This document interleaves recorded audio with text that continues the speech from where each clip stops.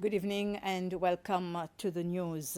Around 2,300 households have so far participated in the household budget survey that the National Bureau of Statistics is carrying out on Mahé, Praslin and La Digue. The survey started in July last year and will end in June of this year. Once completed, this survey will help revise the basket of goods used to calculate inflation and establish the poverty line in the country. The senior statistician at the National Bureau of Statistics, Tanya Popono, says the aim is to collect data on income, expenditure, and consumption from a total of 4,000 households. So far, we've been getting the household diaries that are coming in since last year, and we've been doing data entry. So now we've done data entry, we've completed for October. So we are now in the progress for data entry for November. And then we are left with some more households to visit in the coming months until June. The main target is to revise the list of goods and services used to measure inflation rate. So now the team is even getting access to the data. They are starting to monitor and identify new products that households are spending on for them to, because we want to revise the list next year. Seychelles has brought together its multilateral and local partners to discuss and adopt a strategy to access finance for its climate change projects. The one-day meeting focused on reforms and policies, access to technical assistance, and different innovative options to access finance. Present were also high officials from the World Bank and IMF. In his opening remarks, Vice President Ahmed Afif highlighted that a lot of areas around Mahé are low-lying and therefore at risk of sea level rise, and as such finance is very important to mitigate these effects, which are costly. When it's reclaimed, it's low. It's just around 2 meters or more. But what we have seen in the last 5 years, certainly, is a rapid rise of the sea level. And I don't know what it's rising at, but it's probably a centimeter and a half a year. But most of these areas are just above 2 meters. The port is actually, I think, 2.6 meters. But if the sea rises as rapidly as it is doing today,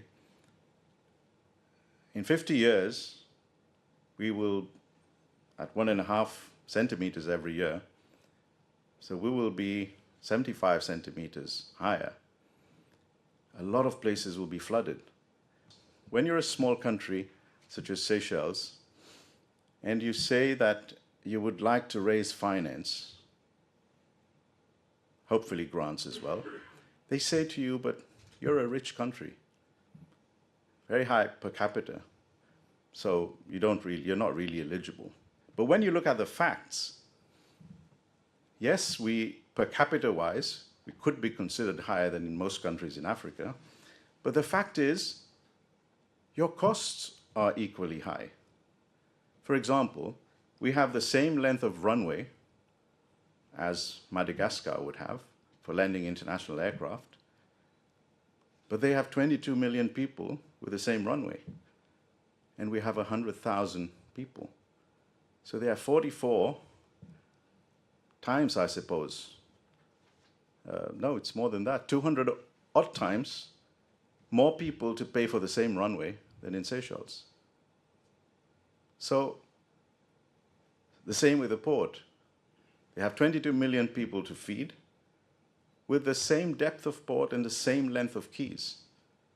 12 meters, 300, 400 meters of quay space, 12 meters deep. But they have 22 million to feed through that port. We have 100,000 people to feed. So it's obvious that per capita, everything you build here is multiple times more expensive than for most of your traditional countries. The Chief Executive Officer of the Citizens Engagement Platform Seychelles, Alvin Laurence, hopes that the State of the Nation address, which President Ramkalawan will deliver this Thursday, will pay equal attention on the three branches of the government: judiciary, legislative, and executive, and the caring for the elderly citizens. Since it is an election year, Mr. Laurence said that the State of the Nation address and the response from the members of the National Assembly should not be political. Instead, they should talk about the country's progress and the areas which need a lot of improvement.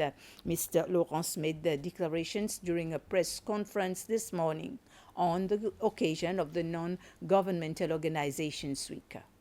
We wish that all the leaders who've been elected by the public, they will address the various issues concerning the nation, one that will not only focus on the executive, but will also allow them to talk about the judiciary, to talk about the parliament as well, because all those three, they are the governing structures of our country. And at the same time, to see which other institutions, be it the Human Rights Commission, be it the Office of the Ombudsman, be it the civil society, needs to be reinforced so that the state of the nation is one that gives us this perspective for a better future.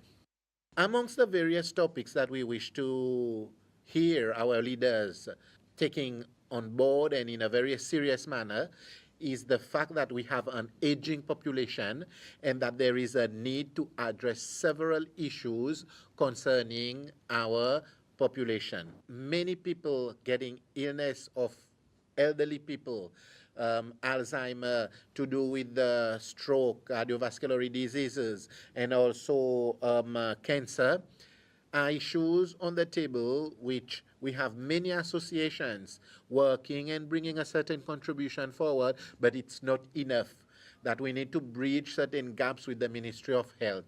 So we wish our leaders will also focus on this and ensure that this will fill those gaps where it brings in the maximum productivity of the people, but at the same time, the highest level of care for our people getting older and the nation to be able to become more prosperous. CEPS will host a series of activities to celebrate Non-Governmental Organization Week. The activities include the Zero Discrimination Day, Orange Day, Pink Shirt Day, World Bank Sensitization Forum, amongst others. The highlights of the NGO Week will be the NGO Forum, which will take place on Thursday. The theme for this year's World NGO Day is Empowering Grassroots Movements for a Sustainable Future. The theme emphasizes the role of local movements and NGOs in driving local sustainable development and creating lasting social change. This will be a forum to bring all our members together to validate our strategic plan, first of all, and then to have a sort of panel discussion on all our challenges and come up with some recommendations for CEPS and for the way forward. The different issues that we are going to talk about will be mainly the relationship with government and what are the challenges in terms of our communities that are facing and the associations that are also encountering difficulties, how CEPS can help them, support them to be able to move forward. The Department of Family Affairs and the University of Seychelles facilitated a workshop this morning aiming at finding ways to improve accessibility for people with disabilities across the country so that they can be more independent. There were several presentations and discussions seeking recommendations to improve policies for people with disabilities. Betty May Sofa, the program facilitator, said that such workshops are to educate policymakers on how they can improve the life of these individuals. And Al Salam Bank had to interrupt its operations today due to a foul and disturbing smell coming from its headquarters. The Fire and Rescue Service Agency was called to assess the situation at the bank. Its officers found out that the smell came from batteries that the bank uses. The issue was sorted out. The bank will resume its normal operation tomorrow. We've come to the end of this news summary. Thank you for watching.